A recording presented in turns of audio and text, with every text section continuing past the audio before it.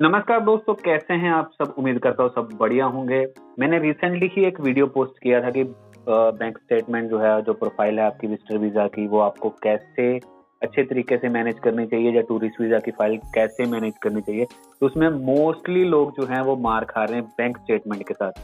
अगर आपकी सैलरी 15,000 है तो आप स्टेटमेंट 12 लाख रुपए की दिखा रहे हो।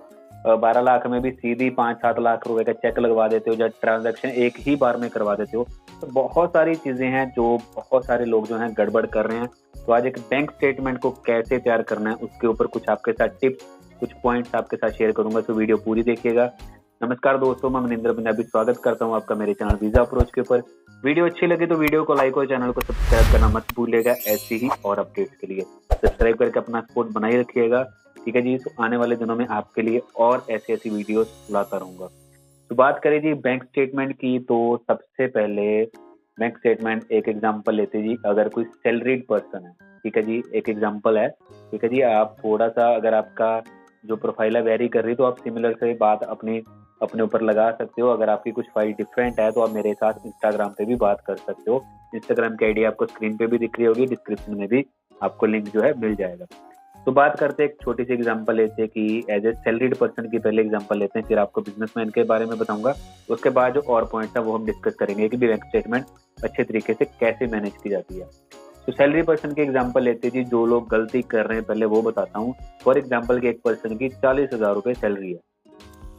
40,000 रुपये सैलरी उसके अकाउंट में 2 तारीख 5, 10 जिस डेट को भी आती है, नेक्स्ट डे वो 30,000 या 30,000 या 20,000 रुपये विड्रॉ करवा लेता है, ठीक है जी। विड्रॉ करवाने के बाद 10,000 उसने घर पे दे दिए, 2-4-5,000 उसने बिल वगैरह थे वो पे कर दिए, 2-4-5,000 अपनी पॉकेट में रख लिए अपने एज ए डेली एक्सपेंसेस। तो पूरे महीने में क्या ट्रांजेक्शन हुई? 40,000 इन हुए, 20,000 निकाल लिए, 10,000 की जरूरत फिर पड़ी, फिर निकाल लिए, ठीक है जी। और एक आधी कोई बैंक ने एसएमएस के चार्जेस डाल दिए, कोई आपको डेबिट कार्ड क्वार्टरली कोई चार्जेस डाल दिए। तो पूरे मंथ में क्या हुआ? सिर्फ 3 से 4 ट्रांजेक्शन बनी, जो कि सबसे बड़ी गलती लोगों की होती है, ठीक है जी। 40,000 में आपने 20,000 30,000 विड्रॉ करवा लिए, वो कहाँ पे यूज हो रहे हैं वो आप दिखा ही नहीं रहे हो, ठीक है जी। तो इस पे अभी आपको क्या करना चाहिए? 40,000 रुपये आपके आ चुके हैं, ठीक है जी। अगर एग्जाम्पल लेते हैं कि जी मेरे घर पे जो ग्रोसरी है, या जो घर पे जो सब्जी लेते हैं अपने गली वालों से, या जो भी अपने फूड वेंडर्स जो आते हैं उनसे जो सब्जी लेते हैं, तो एटलीस्ट एक बेसिक सा स्मॉल अमाउंट 4 से 5,000 रुपये आप घर वालों को दे सकते हो। इसके बाद इलेक्ट्रिसिटी बिल डेबिट कार्ड से पे करो। गैस सिलेंडर ऑनलाइन बुक हो जाता है, वहां से बुक कर सकते हो। शॉपिंग कर सकते हो, पेट्रोल डलवा सकते हो। जो काम आप कैश में कर रहे थे वो सारे काम अपने डेबिट कार्ड से कर सकते हो। फॉर एग्जाम्पल आपको मोटी मोटी बात समझा देता हूँ कि आपको कैशलेस होना पड़ेगा, जिससे क्या आपके बैंक में सारी ट्रांजेक्शन आ जाएंगी एट द मंथ एंड। आपको क्या दिखेगा बैंक में कि मेरे को 40,000 रुपये सैलरी आई थी, जिसमें से मैंने 5,000 रुपये विड्रॉ करवाए, पेट्रोल मैंने कार्ड से डलवा लिया, मेरे मंथली ये 2,000 का पेट्रोल डल जाता है क्योंकि मेरे को डेली ऑफिस अप डाउन करना होता है। शॉपिंग हो जाती है, राशन आ जाता है, और एबीसी जो भी एक्सपेंसेस है वो आपका सारा आपके बैंक डिटेल्स में जो है दिखता है। वीजा ऑफिसर के सामने आपका सारा रिकॉर्ड निकल जाता है कि ये बंदा 40,000 रुपये कमा रहा है, जिससे क्या है इसके ये 30,000 तो पहले निकलवा रहा था, अभी इसका खर्चा 30,000 का नहीं है। इसका बेसिक सा खर्चा क्या है? जो 40,000 वाला था वो उसमें से जो उसका 23,000 विड्रॉ करवा रहा था वो वाला खर्चा अभी कम होके 12-15,000 का सही खर्चा इसका आता है। ये पैसे एक्स्ट्रा निकलवा लेता था, जिससे क्या है थोड़े से घर में पड़े होते थे, ठीक है जी, या कहीं और एक्स्ट्रा यूज हो गए, भी पॉकेट में पड़े हैं, शॉपिंग करने गए, कुछ कहीं पे खरीद लिया, तो ये एक्स्ट्रा खर्चे भी आपके बहुत कम हो गए। क्योंकि अगर आपकी पॉकेट में कैश ही नहीं होगा तो आप भी थोड़ा सा सोचोगे यार भी, हाँ भी मेरे पास अभी कैश नहीं है, यहाँ पे तो कैश ही चलेंगे, तो कुछ ना कुछ वो चीजें भी मिक्स होंगी, प्लस आपके लिए सेविंग्स भी बढ़ेगी, ठीक है जी। जहाँ पे तो आपका डेबिट कार्ड यूज होगा वो तो ट्रांजेक्शन आपकी हो ही जाएगी, shopping, cylinder booking, electricity bill, सभी चीजें, पेट्रोल वगैरह। तो ये चीजें सबसे पहले सैलरी वाले को कवर करनी चाहिए कि आपको थोड़ा सा कैशलेस होना पड़ेगा।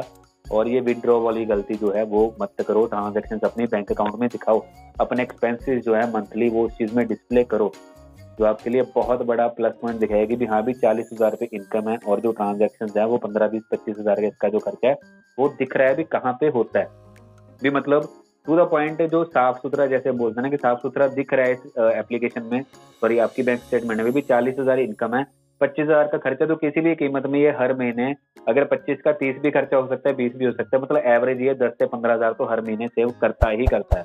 तो ये चीजें आप दिखाओ, एक प्लस पॉइंट आपके लिए रहेगा। अभी बात करें बिजनेस वालों की, तो जो बिजनेस की जो ट्रांजेक्शन होती हैं वो होती हैं करंट अकाउंट में। ठीक है जी, करंट अकाउंट से अगर आप एग्जांपल लेते जी, अगर आपकी बिजनेस की ITR 6 लाख रुपए की है, तो मंथली हुआ जी अप्रोक्सीमेट 50,000।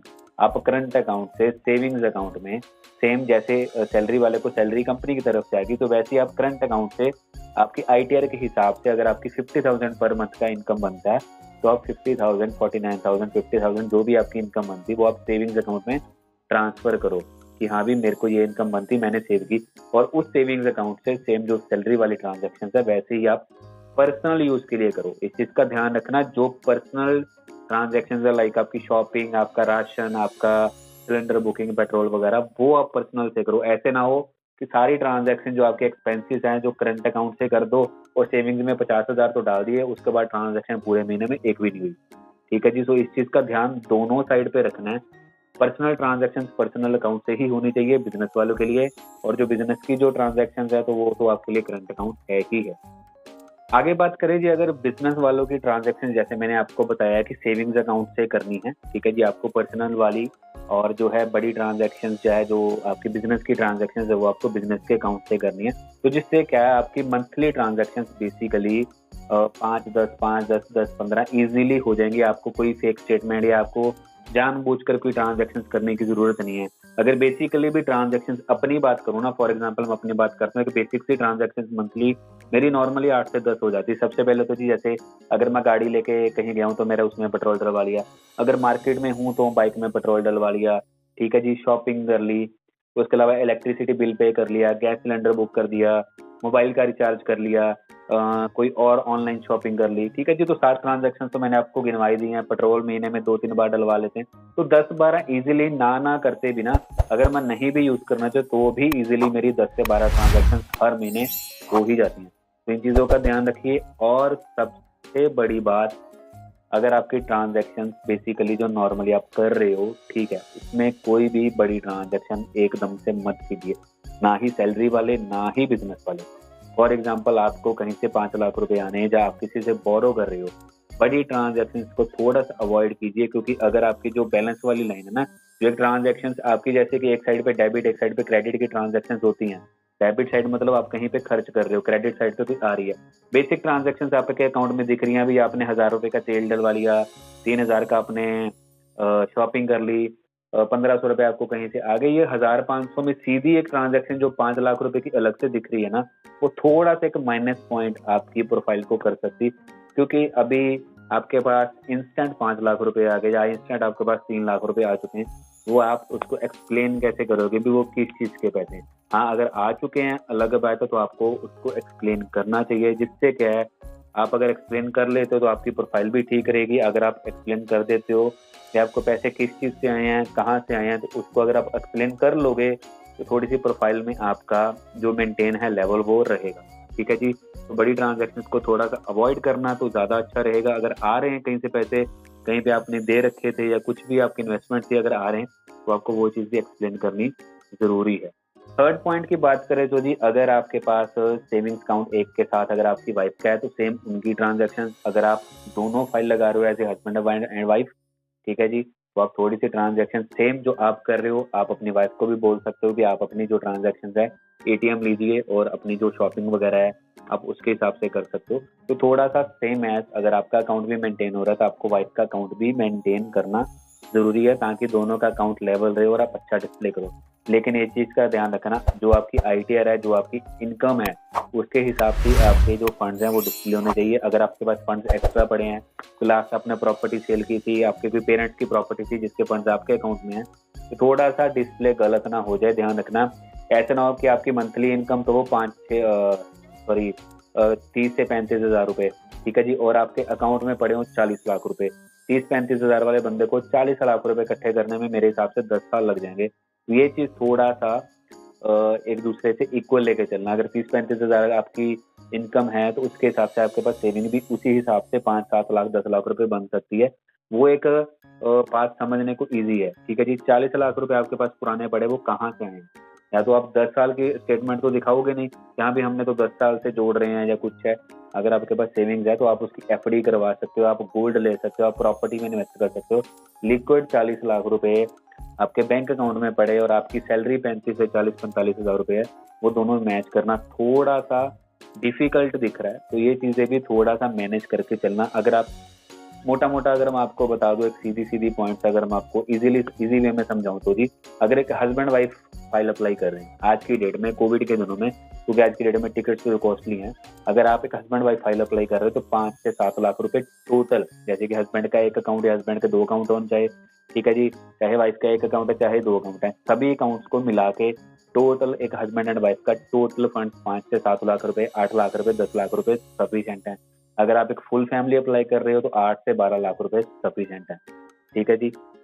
इसमें क्या है कि हस्बैंड वाइफ और 2 बच्चे हैं, तो ऐसे आपकी थोड़ा सा जो सैलरी है, जो बिजनेस है, उसके हिसाब से आपके जो फंड्स हैं वो एक इक्वल दिख रहे भी, हाँ भी ये बंदा इतने अर्न कर रहा है, इतनी इसकी सेविंग्स है, तो थोड़ा सा लेवल है।